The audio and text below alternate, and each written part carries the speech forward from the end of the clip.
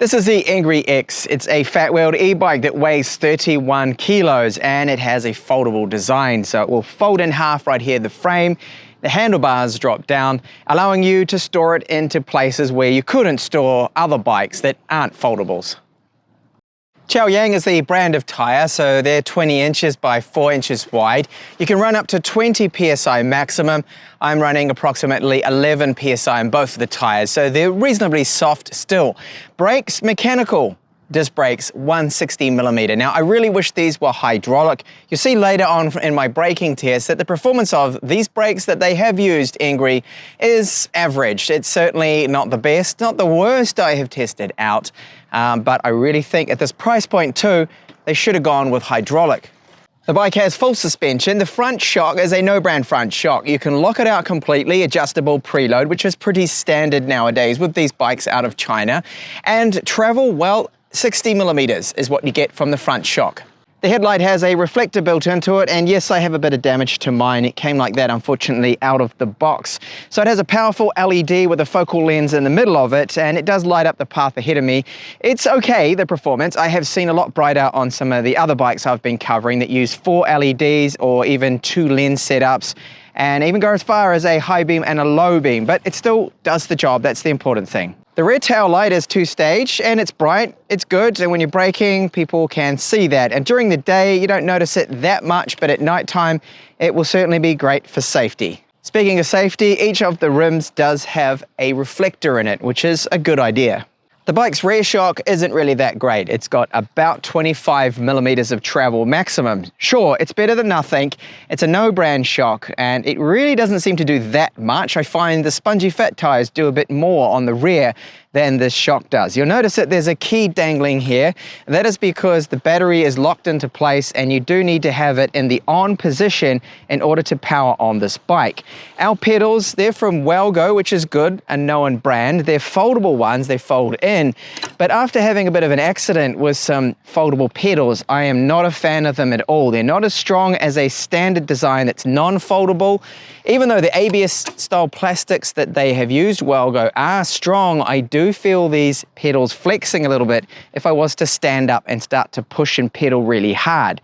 So I don't particularly like them. If I was hanging onto this bike, the first thing I'd change would be these pedals. Our motor is 48 volts and it's 250 watts when locked, and unlocked I believe it's about 600 to 750 watts then. ENGWE does include this bike rack, which comes pre-installed, and the maximum load is 25 kilos. The bike has a comfortable seat, plenty of sponge in it, no problems with it. It's nice and wide. The material used is a synthetic fake style leather. The X is using a standard latch design here for the foldable handlebar. So there's a little security here you need to pull up, then you push that forward and the handlebar then can drop to one side. The only quick release you will find with this bike is our seat post. Now, if you want to know the rider height, do check the link in the description of this video where you'll find that information. Charging port is located on the left side. This is our very strong looking hinge for where the frame folds in half. So very good welds. The finish and the paint finish here does look good, and I don't notice any weak areas in this design. To unlock and fold the bike, the latch is like others I've seen, so you need to push this little part forward first, then pull on the lever, and you can then push the bike in half. And this is what our bike looks like when you fold it in half completely. I can remove the seat or just lower it down, and I can fold it in the pedals to make it even smaller. So it's a nice compact size. The only downside is lifting this bike at just over 31 kilos.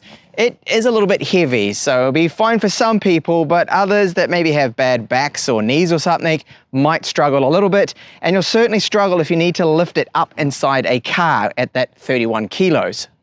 So removing our battery, which is 13 amp hours, 624 watt hours, is done by parting it in half because it slots into the frame like so. That's where it's locked in place. So the charge time is about 5 to 6 hours, and the range they claim you can get up to 90 to 100 kilometers. That's using pedal assist, which I've not been able to do, but more on that later on in the video. And to then get the battery back into the bike, you just simply slot it in like so. Of course, the easiest way is just to simply charge the battery within the bike. You don't have to remove it. This display is backlit and you get all that key information you need. So at the top here, our battery gauge broken down into 5 bars, each one being 20%. And then down below we have our trip meter. You can cycle through this to the odometer, our max speed, average speed, and then back to the trip. The speed is right here indicated, and your pedal assist levels, which go from 0 being off right up to 5.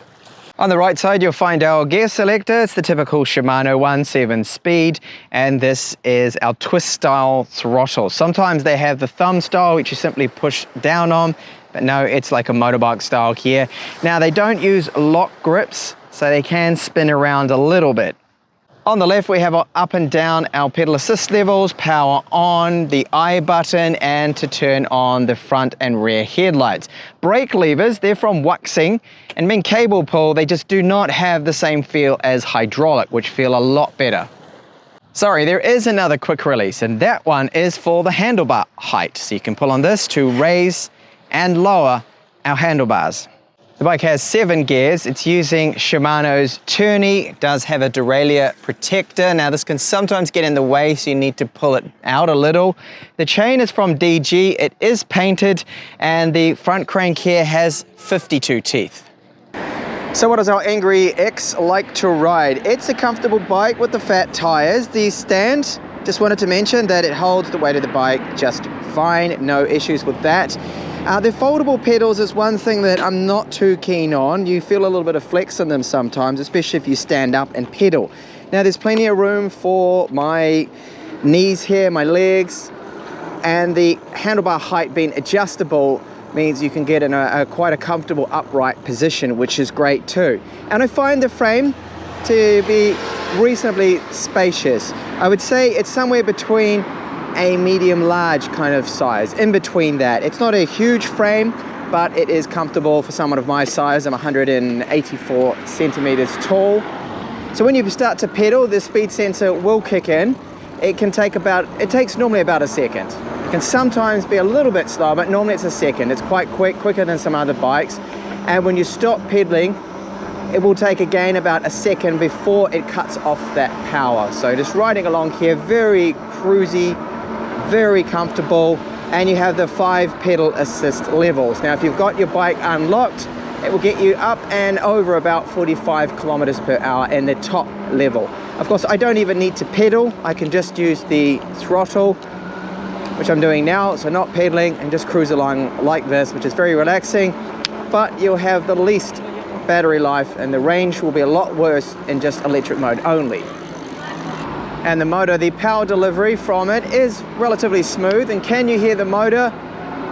You can a little when you get up to the higher speeds. It's not that loud, and certainly not the loudest I've heard. On to climbing performance. So 250 watt motor. I'll just start pedaling now, and the speed sensor for some reason is taking a while to kick in. There we go. I'm in the 7th gear because I know that this motor's got quite a bit of power, so it can take me up this really with no problems. As you can see now, I'm doing 16-17 kilometers per hour, which is pretty standard. The other bikes tend to do about that speed with this kind of power output, and I'm not putting that much effort in at all. I would say I'm putting in about 20%. The bike is doing the rest. It really is that good to climb. Now I can stop pedaling, use now the throttle. This is slower. This is now 13 kilometers down to 12 kilometers per hour with the climb. It's struggling a little more here, so you still want to pedal when you are going up these climbs. Now, if I was to turn off all of the assistance, which I will do now, but first I want to get it into the 1st gear, our lowest gear, turn it right off now, and then start pedaling. Oh, this is hard, and I can feel some flex in those foldable pedals. This is why I'm not really a fan of foldable pedals. They're just not as good as your standard pedal. You can do this climb, but wow, I have to put quite a bit of work into this, and I'm certainly going to get to the top all hot and sweaty.